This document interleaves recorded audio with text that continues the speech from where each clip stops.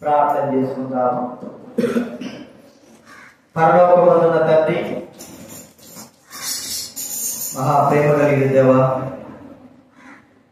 జీవ కలిగిన ప్రభువా, మీకు వందనాలు. నిన్న నేడు ఏకరించుకుంటున్న మాట్లాడి మీకు కృతజ్ఞతాస్తులు చెల్లిస్తా ఉన్నా. ఈ సమయంలో ప్రభా ఆరాధించి కనపరిచిన తండ్రి, మీ ఆజ్ఞ మేరకు నన్ను మేము ప్రభావ పరీక్షించుకొని యోగ్యమైన మీ యొక్క బలలో చేయడానికి కొరకే మాకు సహాయం చేయండి. సమయం ఇచ్చినందుకు కూడా స్తోత్రాలు చెల్లిస్తాను. అంటే ఎవరైతే రాలేకపోయారో వారు వార్త దినదినమో మీకు దూరం అయిపోతున్నటువంటి వారిని జ్ఞాపకం చేసుకుంటాం. మేము ఏమీ చేయలేని వారంగా ఉంటున్నాం. సాధారణ వారిని కట్టి చెరబట్టి చెల్లించుతా ఉన్నాం. వారు మీకు దూరం అయిపోతారు. చెరపట్టిన వారు కనికరించవలసిన మనం చేసుకుంటున్నాం. కొడుకు చూపించాం. మీ వాక్యం ద్వారా మమ్మల్ని పరీక్షించుకొని యోగ్యంగా బలలో చేయబెట్టి కనుగొనించవలసిన బలవ చేసుకుని సహాయం చేయవలసిన మనం చేసుకుంటాం. వినగా చెవి గ్రహించగల మనసు గ్రహించవలసిన అవసరం లేదు. యేసు నామమున ప్రార్థించి వేడుచున్నాము తండ్రి. ఎవరంటే బయట లోపలికి వచ్చేయండి, లోపలికి రావాలి.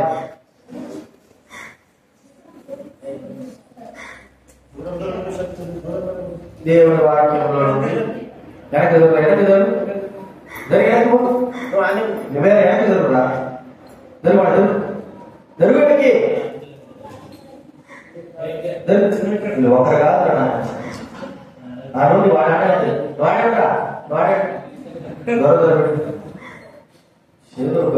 అందేసుకోలేదు కదా, అందుకు సరే. కొరింథీ రాసిన మొదటి పత్రిక 11వ అధ్యాయం 23 నుంచి చదువుతుందా. మొదటి కొరింథీ రాసిన పత్రిక 11వ అధ్యాయము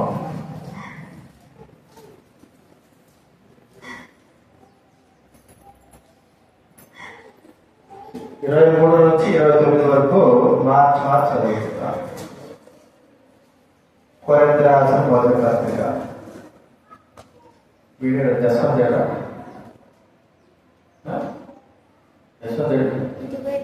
ఏమంటారు? వాంతిగా ఇప్పుడు సరే. మొదటి కొరింథీ పత్రిక 11వ అధ్యాయం 23 నుంచి మనం చదువుకున్నాం. మార్చి 29 వరకు కూడా. నేను మీకు అప్పగించిన దాని ప్రభువును పొందింది ప్రభుని యేసు అప్పగించబడిన రాత్రి ఎవరెక్కడ ఎత్తుకొని కృతజ్ఞతాస్తులు చెల్లించి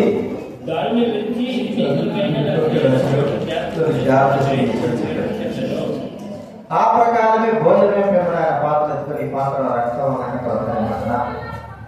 మీరు దీనిలో త్రాడుపడల్లా జ్ఞాపకం చేసుకోవడం కదా ఇచ్చాడని చెప్పాను.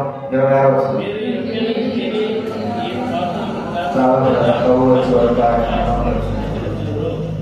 కాబట్టి ఎవరు అయోగ్యంగా ప్రభు యొక్క రొట్టెతుందో లేక ఆయన పాత్రలో కావడం వారు ప్రభు యొక్క శరీరం గురించి రక్తం గురించి అపరాధి అవ్వడం.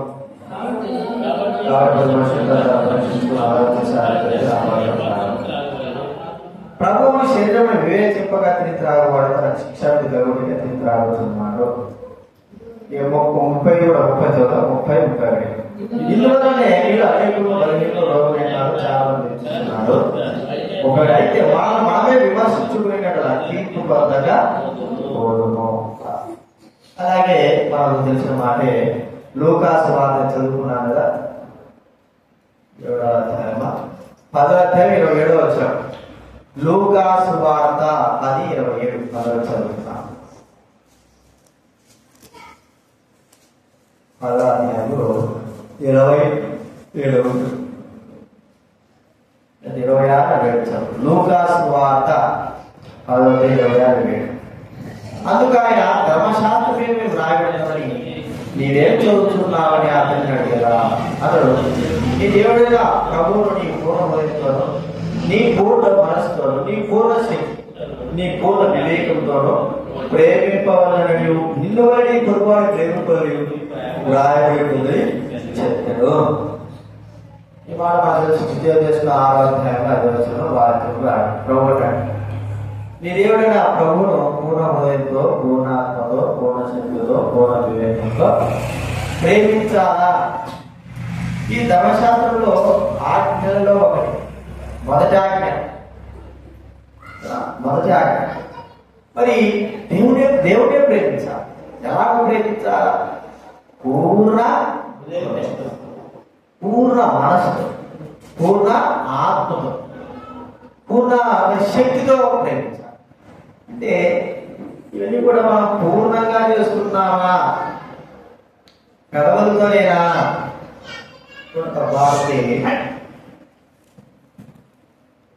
మత్తయి సువార్త 15వ అధ్యాయం 9వ వచనం. మత్తయి సువార్త 15:9.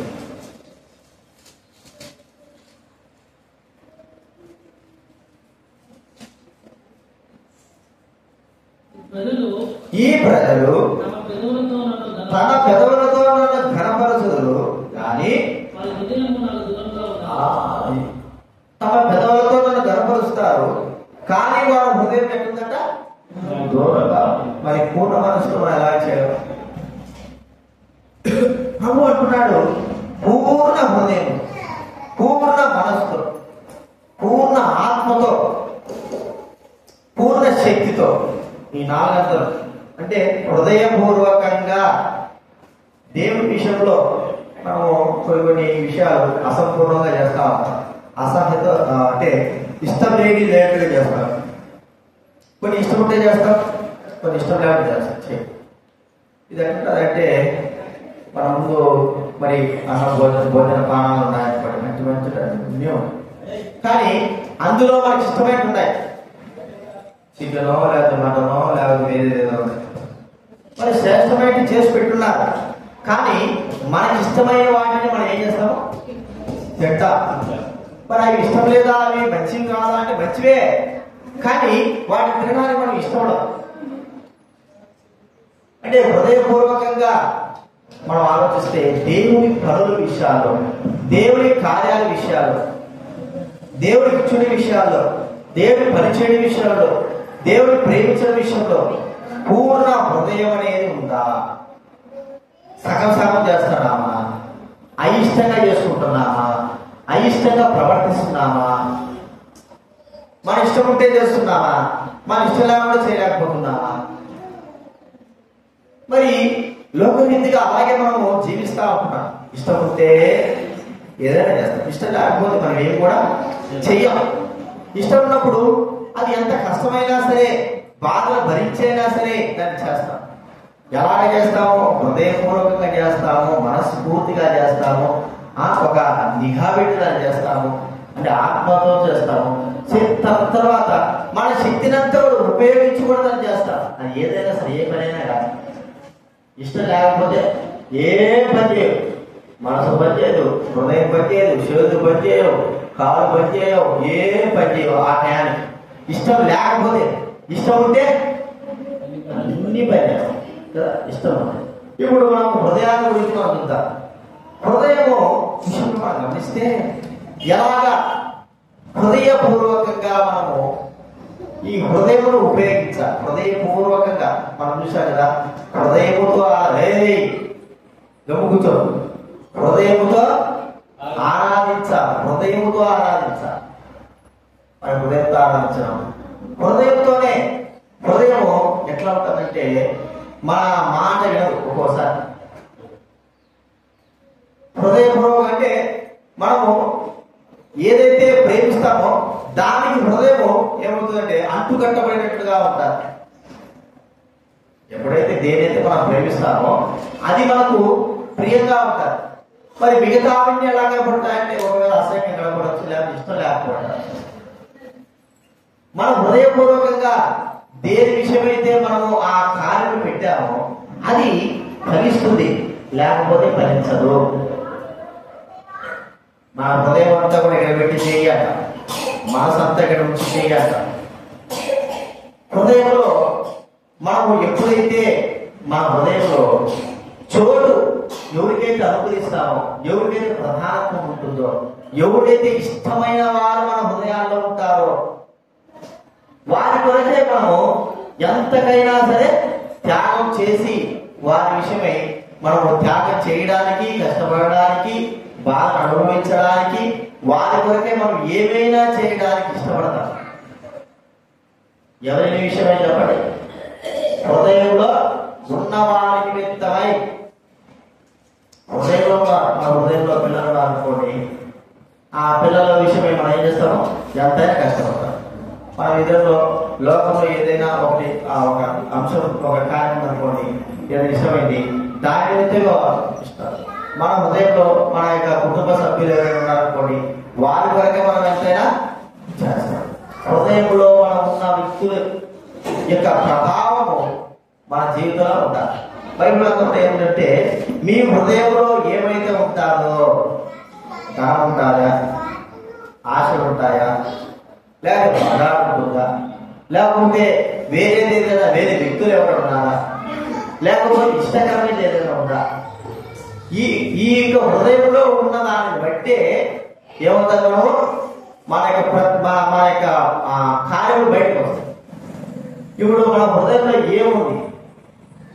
లోక సంబంధమైన కార్యాలు ఎప్పుడైతే మన హృదయాలు ఉంటాయో అలాగనే ప్రవర్తిస్తాం. పాప సంబంధమైన కార్యాలు ఎప్పుడైతే మన హృదయంలో ఉంటాయో వాటి విషయమే ఉంటాం. మన హృదయంలో ఒక దొంగతనం ఉందనుకోండి, దొంగతనం చేసేటప్పుడు ఉందనుకో, ఆ దొంగతనం హృదయం ఎప్పుడైతే ఉంటుందో దానిని బట్టి మనం ఎక్కడున్నా సరే, ఏ స్థితిలో ఉన్నా సరే, ఎక్కడ ఏ పరిస్థితులు ఉన్నా దొంగతనం చేయాలా, దొంగతనం చేయాలా, దొంగతనం చేయాలా. అర్థమైందా? ఏముంది హృదయంలో? దొంగతనం. అర్థమైందా? మోసం ఉందనుకోండి, కక్షలు ఉన్నాయనుకోండి, పగలు ఉన్నాయనుకోండి, విమతాలు ఉన్నాయనుకోండి, ఇంకా వేరే ఏదైనా హృదయంలో మొదటి స్థానంలో ఉన్నాయనుకోండి, వాటిని చెయ్యాలని కోరుకుంటా. హృదయము వాటిని చెయ్యడానికి వరకై ప్రేరేపిస్తుంది. అయితే ఎవరి జీవితంలో అయితే నిజముగా ప్రభువైన యేసుక్రీస్తు వారి హృదయంలో ఉంటారో ఆ వ్యక్తి ఆ వ్యక్తి హృదయము ప్రభు కార్యాల గురించి ప్రేరేపణ చేస్తారు. అర్థమైంది మీకు? హృదయంలో ఏ వ్యక్తి అయితే ప్రాముఖ్యమైన వ్యక్తి ఉంటాడో, ప్రేమింపబడే వ్యక్తి ఉంటాడో, అత్యధికంగా ప్రేమించే వ్యక్తి ఉంటాడో, ప్రధానంగా ఉంటాడో, ఆ వ్యక్తి కొరకై ఎంత నష్టమైనా, ఎంత కష్టమైనా, ఎంత శ్రమైనా సరే మన హృదయము ఆ వ్యక్తిని హృదయంలో చేర్చుకోవడాన్ని బట్టి మనము సంపూర్ణంగా శ్రమ పడతాం, బాధపడతాం, ఎంత నష్టాన్ని సరే మనము ఓర్చుకుంటాం. మరి హృదయంలో ఎవరున్నారు? మన వారసు మానవుని హృదయం అనేటువంటి ఒక పిక్చర్ తెలిసిందా? మానవ చిన్నపిల్లలప్పుడు మీరు చూసారు సంఘటన. ఆ హృదయంలో మరి ఏమేమి ఉంటాయి అంటే ఎన్ని రకాలు ఉన్నాయి? 6 రకాలు ఉంటాయి కదా హృదయంలో. మొదటి రకం ఒక్కొక్కటి చెప్పండి, ఏముంటాయి హృదయంలో? ఒకటి పాము. అర్థమైందా? హృదయంలో ఏముంటుంది? పాము ఉంటుంది. అంటే పాము స్వభావం విషం కక్కేదిగా మనం చూస్తాం. రెండోదిగా కప్ప. కప్ప అంటే కప్ప అంటే రెండుది దొంగ జీవితం. అక్కడ బయట ఉండాలంటారు, ఇటు లోపల ఉండాలంటారు కదండి. కప్ప నీటిలో బతుకుతుంది, బయట కూడా బతుకుతుంది కప్ప. మూడోదిగా నెమలి. నెమలి అంటే గర్వానికి గుర్తు. మన హృదయంలో గర్వ సంబంధమైన ఆలోచనలు ఉంటే అవే ఉంటాయి, గర్వానికి గుర్తుగా మనం చూస్తుంటున్నాం. గర్వం గుర్తు. ఇంకేమంటే పులి. క్రోధం కదండి, క్రోధం, కక్షలు, ఇవన్నీ కూడా. ఇంకోటి ఏమిటి? తాబేలు, మేక, పాప సంబంధాన్ని గుర్తు. తాబేలు అదేంటి? అది నడుచుకుంటా పోయేది. తాబేలు నడుచుకుంటూ బాగుంటే నిర్లక్ష్యం, సోమతనానికి గుర్తు. తాబేలు దేనికి గుర్తు? సోమత, నిర్లక్ష్యానికి గుర్తు. ఇలా ఇవన్నీ ఉంటాయి. ఇవన్నీ కూడా ఒక మనిషి హృదయంలో ఎప్పుడైతే ఉంటాయో ఆ హృదయంలో ఉన్న దానిని బట్టి మానవిక ప్రవర్తన ఉంటుంది. కాబట్టి మరి ప్రభువుతో మనం చెప్పామంటే పూర్ణ హృదయంతో నువ్వు నేను ఏమి చేయాలనుకుంటున్నా, పూర్ణ హృదయంతో ఆ హృదయంలో ఏమని ప్రేరేపిస్తాం? హృదయపూర్వకంగా దేవుడు మన హృదయంలో ఎప్పుడైతే ఉంటాడో, హృదయంలో ఆయన కార్యాలే, ఆయన అధికారమే ఎప్పుడైతే మన హృదయంలో ఉంటుందో అవి మాత్రమే మన హృదయంలో పనిచేస్తాయి. ఆయన కార్యాలు దేవుడి కార్యాలు కాకోకుండా ఈ లోక సంబంధమైన కార్యాలు, ఈ లోక సంబంధమైన మరి బుద్ధులు తెలిపేటువంటి జంతువుల యొక్క స్వభావ లక్షణాలు ఎప్పుడైతే మన హృదయాలు ఉంటాయో అవి మన జీవితంలో కార్యము జరిగిస్తాయి. హృదయ ప్రేరేపణ. కాబట్టి ఇది మన హృదయపూర్వకంగా మన హృదయంలో మరి ఏ కార్యాలు ఉన్నాయి? దేవుని కార్యాలు ఉన్నాయా, లోక కార్యాలు ఉన్నాయా? దానిని బట్టి మనం ఒకసారి గుర్తించుకోవాల్సిందంటే లోక కార్యాలను బట్టి మన జీవితంలో నష్టపడే వారంగా ఉంటాం. హృదయం ప్రేరేపించింది కదా అని మన ఇష్టం వచ్చినట్టుగా మనం ప్రవర్తిస్తే దానికి లోక సంబంధంగా ఏమవుతుందంటే మరి శిక్ష. దొంగతనం నా ప్రేరేపించింది నా హృదయం అని నువ్వు దొంగతనం చేస్తే ఏం చేస్తారు? మా ఈపులకి విమానమవుతుంది. అర్థమైందా? మా ఇతరులు దూషించాలా చెయ్యాలని మన హృదయం ప్రేరేపించింది కదా, ఏదో దూషిస్తే చేస్తాడు, ఏం చేస్తారు ప్రజలు? చెప్పండి. నా హృదయం ప్రేరేపించిందయా అంటే ఊరుకుంటారా? రెండు కళ్ళు అంటారు. అర్థమైందా? ఇంకేం చేస్తారు చెప్పండి? దాన్ని ఉపయోగాలందరినీ నా హృదయం ప్రేరేపించిన తనవని చెప్తుందంటే ఊరుకుంటారా? వాళ్ళు మంది పెడతారు. హృదయం దేన్ని ప్రేరేపిస్తుంది అనే మనం చేస్తాం. అయితే ఇది మనం గుర్తించుకోవచ్చు. మన హృదయం దేవుని కార్యాలను ప్రేరేపిస్తుందా? ఏ ప్రేరేపణ?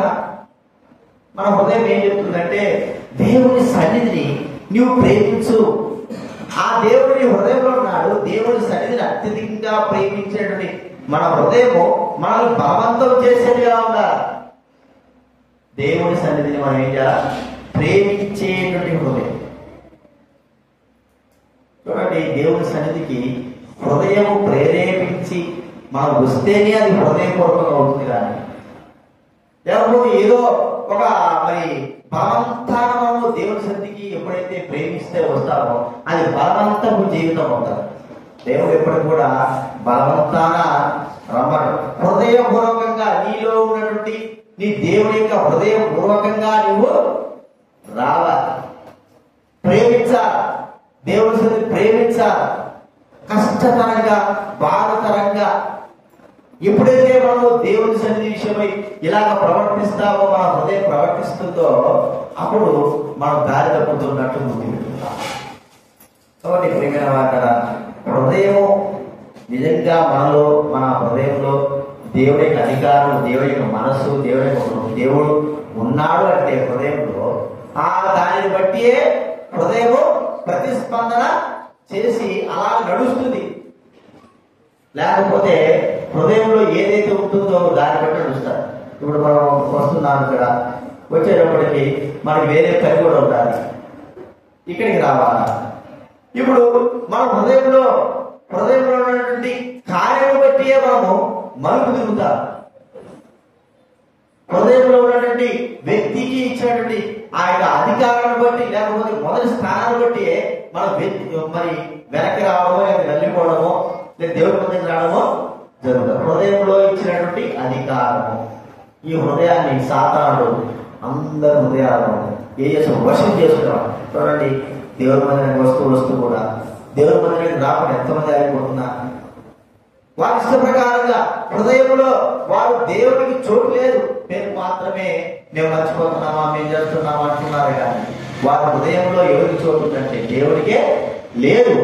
సాతాను చోటు ఉంది. కాబట్టి ఆ సాతానిక ప్రేరేపణ బట్టి, దయ్యము హృదయంలో ఉంటే ఏం చేస్తారు? దయ్యము మంచిగా కూర్చొని మంచిగా అందరితో మాట్లాడతా మంచిగా ఉంటుందా? ఏం చేస్తారు? దయ్యం ఆ దయ్యం యొక్క వశంలో ఉన్నవాడు ఆ దయ్యం ఎలాగైతే ప్రవర్తిస్తాదో, ఎలాగైతే కింద పడి దొల్లేస్తాదో, ఎలాగైతే పరిగెత్తాదో, ఎలాగైతే మరి జీవిస్తాదో, ఎక్కడైతే ఉంటారో అలాగే వాడు ప్రవర్తిస్తాడు.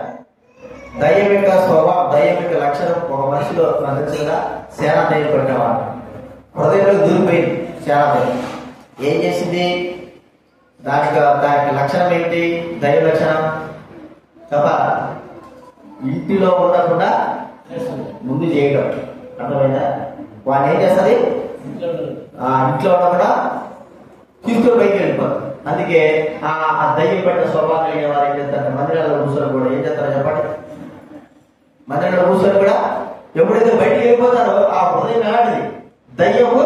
సో దేవుడు మందిరం ఇసుకలో తీరాలి. దయ్యం పట్టింది, సైతం పట్టింది. ఏం చేశాడు? దేవుడు యేసు దగ్గర నుంచి వాడు వెళ్ళిపోయాడు, అంతే. రెండోది ఏం చేస్తుంది? దయ్యం హృదయంలోకి వచ్చిన తర్వాత బట్టలు గిట్లకి ఇబ్బందిస్తాడు. అర్థమైందా? బట్టలు లేకపోకుండా వాడు ఏం చేశాడు అంటే వాడిని దిగంబరుడుగా చేసేస్తాడు. అంతేనా? దిగంబరుడు చేసేస్తాడు, అవమానపరుస్తూ ఉంటది. హృదయంలోకి వచ్చినటువంటి ఆ దయ్యము మొట్టమొదటికి ఏం చేస్తుంది? వాడి ఇంటిలో లేకోకుండా తరుముకోబోతుంది. రెండోదిగా బట్టలు లేకుండా చేస్తుంది. మూడోది ఏం చేస్తుంది? ఎప్పుడు కూడా సమాధుల దగ్గర సమాధుల దగ్గర తిరిగేటట్టు అని చేస్తాడు. ఇంకా ఏం చేస్తుంది? వాడు దయ్యం పట్టాడు, హృదయంలో దయ్యం ఉన్నవాడు దారి పోయి వాళ్ళందరూ కూడా గెలుపుకుంటా వాళ్ళ పట్టడాలు, రాతో పట్టడాలు, వాళ్ళు దూషించడాలు ఇవి చేస్తా ఉంటాడు. దారి పోయేటోడు అందరూ కూడా. ఎందుకంటే వాడి హృదయంలో ఎవరు అధికారం చేస్తున్నారు? సాధారణ అధికారం చేస్తున్నాడు కాబట్టి, దయ్యం అధికారం చేస్తుంది కాబట్టి వాడు మామూలుగా మనిషే. కానీ వాడి అధికారం అంతా ఎవరుకుందంటే దయ్యం చేతుల ఉంది.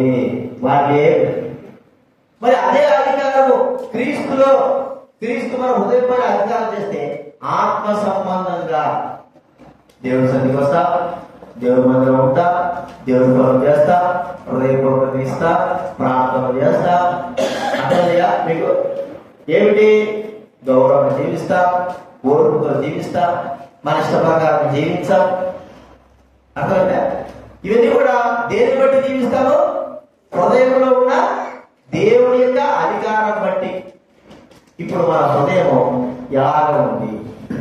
హృదయపూర్వకంగా ప్రభువును సేవిస్తున్నా, హృదయపూర్వకంగా దేవుడికి ఇష్ట ప్రకారం జీవిస్తున్నావా? హృదయపూర్వకంగా దేవుడి సన్నిధికి వస్తున్నావా? హృదయపూర్వకంగా దేవుడికి ఇస్తున్నావా? హృదయపూర్వకంగా దేవుడి కార్యాలు చేస్తున్నావా? దేవుడి పనులు చేస్తున్నావా అనే మనము గుర్తించుకోవాలి. ఇది మొట్టమొదటి మనం చూసుకుంటున్నా. పూర్ణ హృదయంతో ఆయన సంపూర్ణ అధికారం మన హృదయంలో ఇచ్చి ఆయన ఇష్ట ప్రకారంగా దైవికంగా మనం ఏం చేయాలా?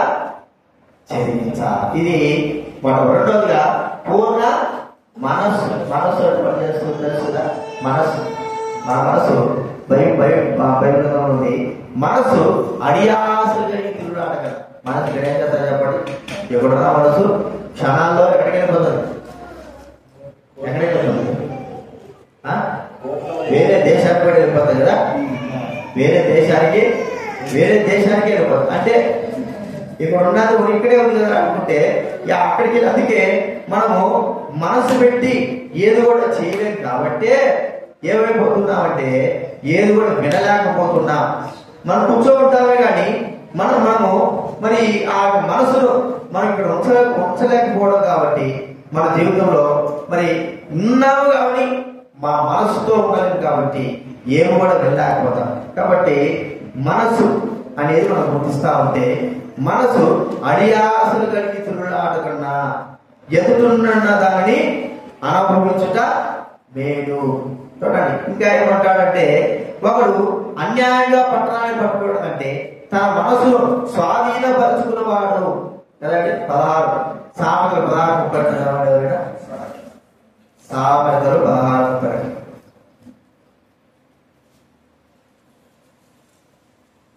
16:32 పరిక్రమశాలి కంటే దీర్ఘ శాంతం గలవాడు శ్రేష్ఠుడు. శ్రేష్ఠుడు. పట్టణము పట్టుకున్న వాడికంటే తన మనసును స్వాధీనపరుచుకున్న వాడు శ్రేష్ఠుడు. పట్టణం పట్టుకోవడం కంటే తన మనసును ఏం చేయాలంటే స్వాధీనం. మనసు మనం స్వాధీనం చేసుకోగలమా? మన స్వాధీనం ఉంటేనే మనం ఏమైనా చేయగలం. మన మనసు మన స్వాధీనం లేకపోతే మనం ఏం చేస్తాం? మనం దాన్ని గుడ్డితనం అంట కదా. మనసుకు అంతకాలం ఏం కలిగింది? గుడ్డితనం. ఇప్పుడు అందరికి కూడా గుడ్డితనం వచ్చింది. ఏం చేస్తున్నారో తెలియదు, ఎలా ప్రవర్తిస్తున్నారో తెలియదు, ఎలా నడుచుకుంటున్నారో తెలియదు, ఎలా జీవిస్తున్నారో తెలియదు. గుడ్డితనం అయిపోయింది. ఏం చెప్పినవాడు ఎంతో గుడ్డోడికి అంతా నాగానే కనపడతాడు. వాడికి ఏమి కూడా లేదు. ఇది మాడిపడ్డా అంటే ఇట్లుంటుందా అక్కడంతే, ఇది అంటే ఏదైనా గుడ్డివాడు చెప్పిన లేడు. ఎందుకంటే వారి మనసు అంధకారము. ఎప్పుడైతే మన మనసు మన స్వాధీనం ఉంటుందో, మనసు పూర్తిగా మన మనసు మనం స్వాధీనం చేసుకోగలము. ప్రేమిన వారు చాలా మంది మన మనసును కూడా నమ్ముకునేవారు. చూడండి బైబిల్ గ్రంథంలో సామెతల గ్రంథము 20, 23, 26, 28, 26 చదవండి ఎవరైనా. సామెతలు 28, 26. తన మనస్సును నమ్ముకున్నవాడు బుద్ధిహీనుడు. ఎవరంటే మా బుద్ధిహీనుడు. మనస్సును నమ్ముకునేటువంటి వ్యక్తి బుద్ధిహీనత కలిగిన వాడు. మనసు ఎందుకంటే మనసు అడియాసలు కలిగి జీవితేగా చూస్తా ఉంటున్నా. అడియాసలుగా అంటే ఎట్లా పోతుందో తెలియదు. ఎలాగా మన మీద మన నమ్మకం లేదా అని అంటా ఉంటాం, కానీ మన మనసును మనం నమ్ముకోవడానికి లేదు.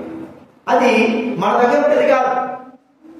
ప్రభువే మన మనసును జాగ్రత్తగా చేయవలసిన వాడు, జాగ్రత్త చేయాలి. కాబట్టి మన మనసు ఎలా ఉంది? మనసు పూర్తిగా అదే మనం ఏదైతే పని చేయమంటే నీ మనసు పూర్తిగా, నీ మనసు ఇక్కడ ఉంటే మనసు ఇక్కడ లేకుండా చేస్తే ఏమవుతుంది? అనేక నష్టాలు జరుగుతాయి. అనేక నష్టాలు. ఇప్పుడు మనం డ్రైవింగ్ ఉందనుకోండి, డ్రైవింగ్ చేస్తున్నారు, మా మనసును ఎక్కడ ఉంచాలా? డ్రైవింగ్ ఉంచాలి. ఇక్కడ మనం తోటనే ఉంటాం, కానీ మన మనసు అలాగే పోయిందనుకో ఏమవుతుంది? ఎందుకు యాక్సిడెంట్ అవుతున్నాయి? సగం యాక్సిడెంట్లు ఏమవుతున్నాయి? నిద్ర పాలవుతున్నాయి. సగం యాక్సిడెంట్లు తొందరపాటు పోతున్నాయి. ఇంకా సగం యాక్సిడెంట్లు ఎట్లా అవుతున్నాయంటే మనం మేలుకొనే ఉంటాం, కానీ మన మనసు అంతా ఎక్కడికో వెళ్ళిపోతుంది. కానీ మనం ఏమి చూడలేము. ఆ సమయంలో దేవుడు కాపాడుకుంటాడు కానీ సరిపోయింది. బైక్లో పోయేటువంటి అనుభవం నాకు ఒకసారి వచ్చాయి. మనం మేలుకొనే ఉంటాం, ఏదో ఆలోచన వెళ్ళిపోయింది. బండే పోతాంటారు, చక్కగా పోతారంటారు, ఆలోచన మన సడన్గా మనసు వచ్చేసి ఎట్లవుతుంది. ఆ సమయంలో ఏం గుర్తుకుండదు. బండి ఎదురు ఉండేది కూడా గుర్తుకుండేదేమో. నేను ఉన్నదే కాబట్టి సరిపోయింది. కారులో పోయినా కూడా ఆ పరిస్థితులు ఏ వాహనం, కానీ దాని ద్వారా వచ్చే ఫలితం ఏమిటి? నష్టము. దేవుడి సన్నిధిలో మనము మనస్ఫూర్తిగా జీవించాలి. మనస్ఫూర్తిగా దేవుడి సన్నిధికి మనస్ఫూర్తిగా ఇక్కడికి వచ్చినామంటే ఇక్కడే మన శ్రద్ధ నిలపాల. కొంతమందికి ఇక్కడికి వస్తే ఎక్కడెక్కడ దొరుకుతుందో ఈ మనసు, ఇళ్ళ కాడ, పొలాల కాడ, ఇంకా ఎక్కడెక్కడ తిరుగుతాడు. దానితో సెల్ ఫోన్ వచ్చినాయి. ఈ మనసుకు తగ్గట్టుగా అవి కూడా వేస్తాయి, మోగుతా ఉంటాయి. అప్పుడు ఆ మనసును అనుసరించి మనం వేస్తాం. ఎక్కడికే వచ్చా, హృదయపడికి ఎక్కడికి వచ్చా, కానీ మనసు మనల్ని మరి ప్రేరేపించి ఆ మనసు ఎక్కడెక్కడ తిరుగుతుందో, ఎక్కడికి ఆలోచన ద్వారా మనం ఎడే ఉంటున్నాం, కానీ హృదయపడి కూర్చోము. మన మనసు అడియాస కలిగి తిరుగుతా. అలాంటి వారు ప్రభు సేవించగలరా? అలాంటి వారు దేవుడి సన్నిధికి వచ్చినంత మాత్రం ప్రయోజనం పొందగలరా? అలాంటి వారు మనసును తమ స్వాధీనంలో లేదు చేసుకోలేని వారు, మనసు ఇష్టపూర్వకంగా మరి అంధకారంలో ఉంటూ నడుచుకుంటున్న వారి ద్వారా దేవుడికి ఏం ప్రయోజనం? ఇది నాన్న మనం ఎలాగ జీవిస్తున్నాం? మా మనసులో ఆ ప్రభుత్వాడు నా మనస్సు వాడు చెప్పుకోవాలంటే గిహాజీ చూస్తారు. గిహాజీ ఏం చేశా అంటే నా మనసు అంతే ఆడి ఎవరు నయమాను తీసుకువెళ్ళిపోయినా డబ్బు పైన ఆ మనసు ఏం చేసింది? అడియాసలు లాక్కపోయింది కదండి, లాక్కపోయింది. లేకపోతే మనసు పట్టుకొచ్చింది, మనసు పట్టుకొచ్చి శరీరంతో సహా పట్టుకొచ్చా బాగుంటుంది. కానీ దానివల్ల వచ్చిన ప్రయోజనం నష్టమేంటి? ఎంత నష్టమేంటి? ఓ కుష్ఠురా వెళ్ళింది, మనసేమో వెళ్ళింది. దేని కోసం వెళ్ళిందంటే దేవుడి కోసం కాదు, తన కోసం, తన ఇష్టాన్ని నెరవేర్చుకోవడం కోసం, తన అవసరాల కోసం, వాటి కోసం వెళ్ళింది. ఏమైపోయిందంటే మనకు తెలుసు, నష్టపడిపోయింది. వెళ్ళి మనం చూస్తే యాకోబు ఊరు, ఆ ఊరి యొక్క ప్రజలను చూడడానికి తాను ఎందుకు వెళ్ళి తన మనసు ప్రేరేపించింది. ఓ ఓ ఓ వాళ్ళ అమ్మం చూడు, వాళ్ళ సౌకర్యం చూడు, వాళ్ళు ఎట్టున్నారు చూడు, వాళ్ళు అక్కడున్నారు, వాళ్ళ దేశం ఎట్టు చూడు వెళ్ళింది. వెళ్ళిన తర్వాత ఏమైపోయింది మనకు తెలుసు, నష్టమే. ఇక్కడికి ఇంటికి వచ్చేసి అంటే మనసు అడిగాసులుగా తిరుగుతా. అందుకే దేవుడి సన్నిధికి రావాలి. దేవుడి సన్నిధికి వచ్చినప్పుడు మన మనసులు ఎక్కడెక్కడ తిరుగుతుంటాయి, ఎవరెవరో పిలుస్తుంటారు. ఇప్పుడు తర్వాత ఫోన్ చేస్తే ఏమన్నా రాలేదంటే అన్నా ఇష్టమైన అన్నా అర్థమైనా ఎందుకు రాలంటే రావాలనే ఉంది, ఏదో ఒకటి వచ్చేసిందన్న మనసే వాడు బిగుతా ఉంటాయి. ఇక్కడ పాత దగ్గర ఏం బిగుతారు, ఎవరు అడ్డపడతారు, ఏం అడ్డే ఉండదు. మనం చెప్పుకో అబద్ధం, మనం చెప్పుకోవాల్సి చాలా మంది. మనసు ఇక్కడ ఉన్నప్పుడు దేవుడు మందిరం పైన మనసు ఉంటే మనం ఎక్కడ వెళ్తామో మందిరం కాడ ఉంటారు. దేవుడు మందిరం పైన మన మనసు లేకపోతే మనం ఎక్కడ వెళ్తాం? దేవుడు మందిరం దగ్గర మన మనసు ఉంటే, దేవుడు మందిరం దగ్గర మన మనసు ఇక్కడ ఉందంటే ఇక్కడికే వెళ్తాం. చాలా మంది అంటారు, పిల్లలు వచ్చిన పిల్లలు మరి అక్కడికి ఎక్కడికి వదిలిపెట్టి వెళ్ళిపోయినారు, నా మనసు అంతా ఎక్కడ ఉంది? రేపు బయట మా వాళ్ళు ఈరోజు పోతారు, అక్క ఊరికి పోతారు. వీళ్ళు మనసంతా ఆడటానికి ఇప్పుడు రేపటి ఈరోజు రాత్రి మధ్యాహ్నం చదివించారు. మనసంతా ఆడటది వాళ్ళ అమ్మ కాడ ఇంటి కాడ ఉంటారు. ఉదయం నుంచే సూర్యు పెట్టాడు ఎవరు మనసు ఇల్లు అంటే మనసు ఆడటది. మనసు ఎక్కడ ఉంటాదో అక్కడికి మనము మన ప్రయాణం. మనసు దేవుడి దగ్గర ఉంటే, దేవుడి కార్యాలు ఉంటే అక్కడికే ఉంటారు. దేవుడి కార్యాలు లేకపోతే మనసు ఎక్కడ ఉంటాడు పోతుంది. సరే పోయింది, ఎక్కడికి పోయింది? ఆ పోయిన దాని దగ్గర నష్టమే కానీ లాభం ఉండదు. దేవుడి కార్యాలలో, దేవుడి పనులలో, దేవుడి సమయాల్లో మనం మనసును దేవుడి సభను ఉంచుకోకుండా మన ఇష్ట ప్రకారం మన మనసు ఇష్ట ప్రకారం దగ్గర పంపిస్తే మన మనసు వెళితే అక్కడ నష్టం ఉంటుంది. నష్టపడి రావాల్సి వస్తుంది. అర్థమైందా? ఇక్కడికి మనసు ఉంటే ఇక్కడ ఏముంటుంది చెప్పండి? దీవెన, ఆశీర్వాదం. కానీ మన మనసు ఎలా అది మనం గుర్తించుకోవాలి.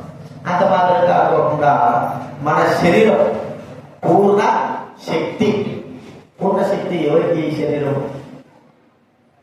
ఈ శరీరానికి శక్తి ఎవరికి? దేవుడు ఇచ్చాడు. దేవుడు కూడా ఆయన శక్తిని, తన శక్తిని, మనకిచ్చిన శక్తిని సంపూర్ణంగా తనగా వాడుకోవాలనుకుంటున్నాడు. కానీ ఆయన కొద్ది వరకు మాత్రమే తన కొరకే ఉపయోగిస్తున్నాడు. అర్థమైందండి? ఇప్పుడు మనకి ఇవ్వబడిన శక్తిని ప్రభువు ఏం చేస్తున్నాడు? కొద్ది వరకే వాడుకోవడానికి ఇష్టపడుతున్నాడు. సైతాన్ అయితే సంపూర్ణంగా వాడుకోవడానికి వాడుకోవాలనుకుంటున్నాడు. మనకి ఇవ్వబడిన శక్తిని సంపూర్ణంగా వాడుకోవడానికే వాడుకోవాలి. లోక పనులు చూడండి, లోక పనులలో మనం ఏం చేస్తాం? మన శక్తిని అంతా అదే దేవుడి పనికి కొద్దిగా ఇస్తావా? ఎందుకు? సైతాను మన శక్తిని అంతా కూడా పీల్చి పింపి చేస్తారు కదా. జరగబట్టి అంటారు, జరగ మనలో రక్తం అంతా అదే ఇంత పెద్ద జరగైతే ఎవరు చెప్పండి? మన రక్తానంతా కూడా పీల్చేస్తారు, అంటే రక్తానంతా తాగేస్తా. మనలో ఉన్న శక్తినంతా కూడా ఆవిరి చేసేస్తారు. కానీ మనకి ఇవ్వబడినటువంటి శక్తి దేవుడి కొరకై ఎప్పుడైతే మనం ఉపయోగిస్తామో, పూర్ణ హృదయంతో, పూర్ణ మనసుతో మనకి ఇవ్వబడిన శరీరంలో ఉన్న శక్తి, శరీరమును, శరీరపు అవయవాలను, ఇవన్నీ కూడా దేవుడికి మనం ఎప్పుడైతే ఉపయోగిస్తామో దానివల్ల మనకు దీవెన కలుగుతుంది. మన శరీరం కూడా ఆశీర్వాదకరంగా చేస్తాడు. ఈ శరీరమే దేవుడికి ఉపయోగపడకపోతే, ఈ శరీరం యొక్క శక్తి దేవుడికి ఉపయోగపడకపోతే ఇక ఆశీర్వాదకరంగా ఎలాగవుతుంది? ప్రియమైన వాళ్ళ ఆశీర్వాదం. ఎందుకంటే మన శక్తి అంతా లోకానికి, సాతాన కార్యాలకి, సాతాన పనులకి, వాటికి వీటికి ఉపయోగించి మనమంతా కూడా సైతాను ఏం చేశాడంటే కరెంటు పట్టుకుంటే ఏమైపోతుంది చెప్పా? కరెంటు పట్టుకుంటే ఏమవుతుంది? షాక్ ఉంటుంది కాదు, మన ముందు రక్తం అంతా కూడా ఏం చేస్తుంది? వెంటనే తెచ్చుకోవాలి. గుండెల రక్తం కాదు, మన గుండెలే 2 లీటర్లు 5 లీటర్లు ఎంత ఉంటుంది. పట్టుకుంటే ఒక క్షణాల్లో రక్తం ఏం చేస్తుంది? దమ్మని లాగేస్తుంది. ఎందుకు? నీరు కదా, వెంటనే అయిపోతాం. చూడండి, మన శరీరము బలహీనం చేయబడి, ఇప్పుడు బలహీనమైనటువంటి బలమైన ఈ శరీరమును ఎవరికి ఉపయోగిస్తున్నాం? హృదయపూర్వకంగా ఎవరికి ఉపయోగిస్తున్నాం? దేవుడిగా, సాతానికా, లోకానికి? ఎవరు కష్టపడుతుంది? బైబిల్ మాట ఉంది. మరి యాకోబు తాను 20 సంవత్సరాలు కష్టపడి గొర్రెలు కాశాడు. ఎందుకు కాసినావు ఆయన గొర్రెలు అంటే కేవలం భార్య కొరకు మాత్రమే 20 సంవత్సరాలు కాశాడు. 20 సంవత్సరాల్లో ఏమైనా సంపాదించాడా అంటే ఏమి కూడా లేదు. కానీ 20 సంవత్సరాలు అంతా కూడా తన శక్తితో పోయింది. అసలు మీకు చరిత్రలో ఏముందంటే యాకోబు ఎప్పుడు పెళ్లి చేసుకున్నాడు చెప్పండి? ఎప్పుడు మామగారి ఇంటికి వెళ్ళాడు? అంటే డేట్ అంటే సంవత్సరాలు కూర్చోనా? ఎందుకంటే యాకోబు ఎప్పుడు మామ ఇంటికాడ పోయినాడు?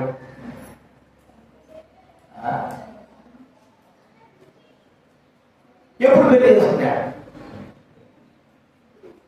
నీకు తెలిసి చెప్పా? చరిత్ర చెప్పేది ఏంటంటే మా మమ్మీ చెప్పేది అంటే 75 సంవత్సరాలు పోయినాడు మామగాడికి. ఎన్ని సంవత్సరాలు? గంగారామల వయసు కంటే ఎక్కువ పెద్దోడే. అప్పుడు పోయి ఏం చేశాడు? అప్పుడు పోయి పెళ్లి చేసుకుంటాడు. అసలు మీకు 70 సంవత్సరాలు పెళ్లి చేసుకుంటే 20 సంవత్సరాలు ఏం చేశాడు? తన యొక్క వయసులోని శక్తి అంతా కూడా ఇక లాస్ట్ ఎంత వచ్చింది? యాకోబు దగ్గర వయసు 97 అంతేనా? ఆ సంవత్సరాలలో పిల్లలు పుట్టారు.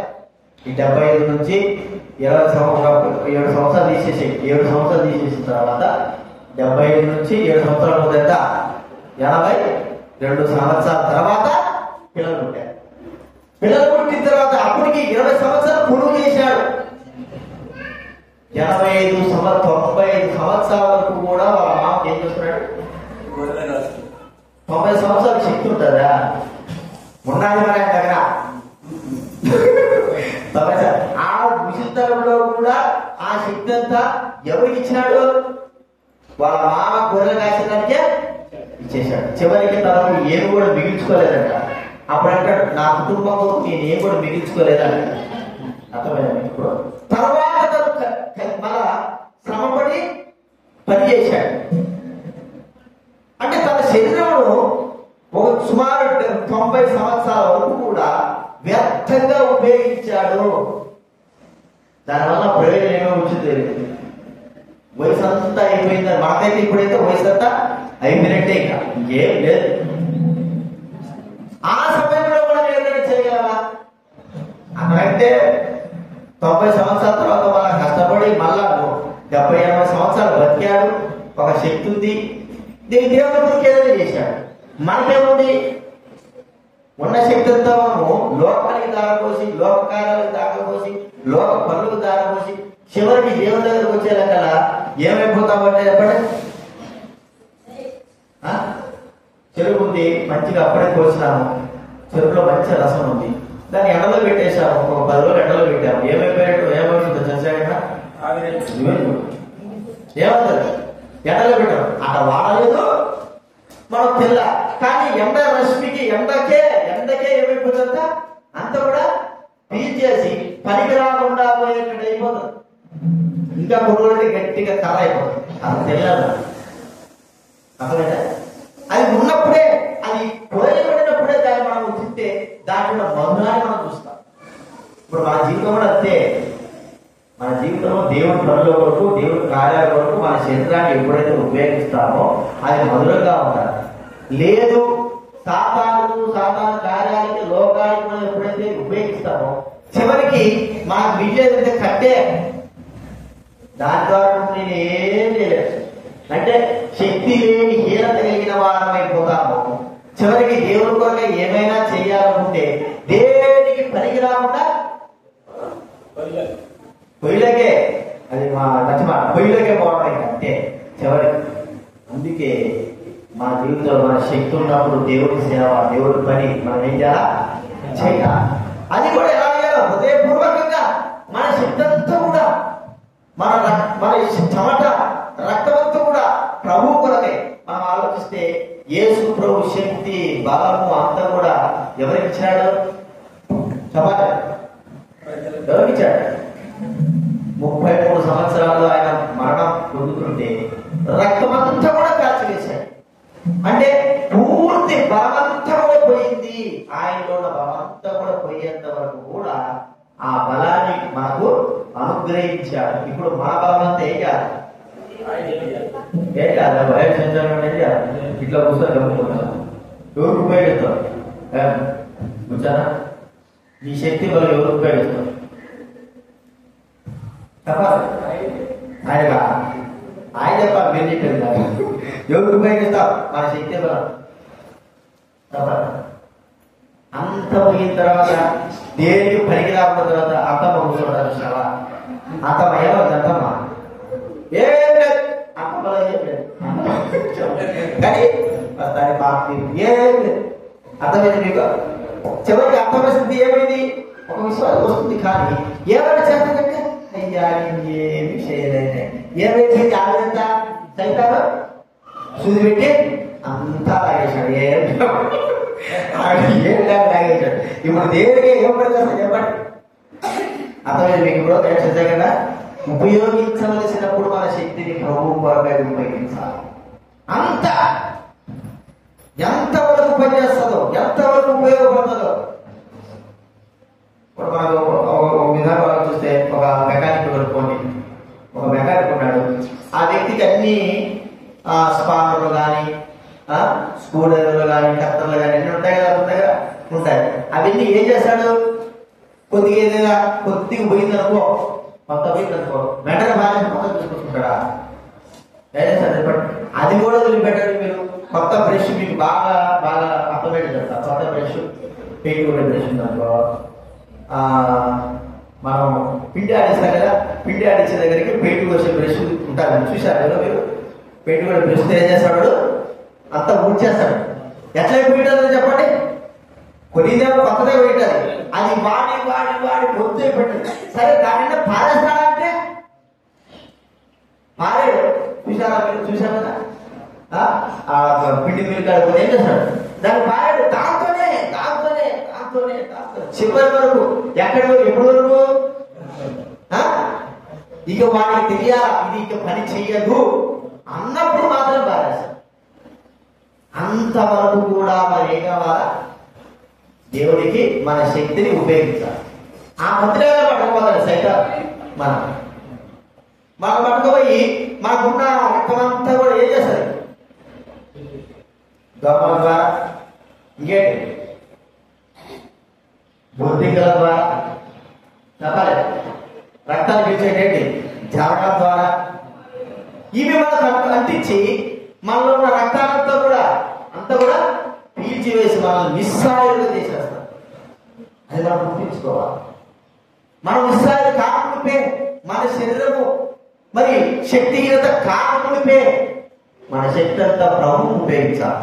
ఎందుకంటే ఆయన వృద్ధాప్యంలో మన కొరకే ఆయన అర్పించుకోలేదు. కానీ ఎవరి వయసులో తన శక్తిని అంతా కూడా మనకు ధారం పోశాడు. కనీసంలో కనీసమైన మన శక్తిని దేవుడికి ఇస్తున్నా, దేవుడి మీద జరుగుతా ఉంటే, దేవుడి సేవ జరుగుతా ఉంటే, కనీసంలో కనీసమైనా సరే మనం సేవలో ఆ పాల్గొంటున్నాం. ఒకసారి గుర్తించుకోవాలి.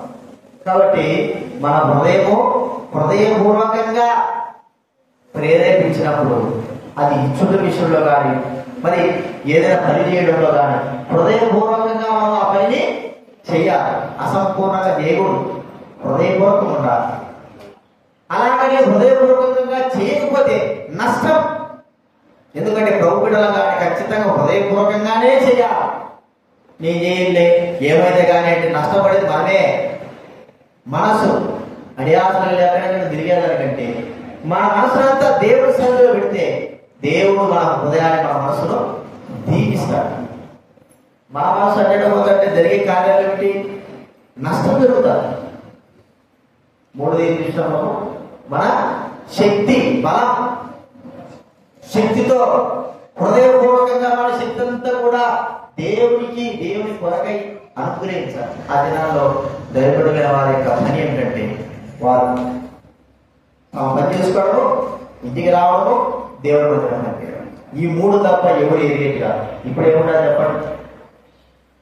ఇప్పుడే పనులు చేసుకుంటున్నారు, ఇంటికి వస్తున్నారు, ఈ దేవుడి మందిరం వదిలిపెట్టేసి గింగిరాలు దొరుకుతున్నారు.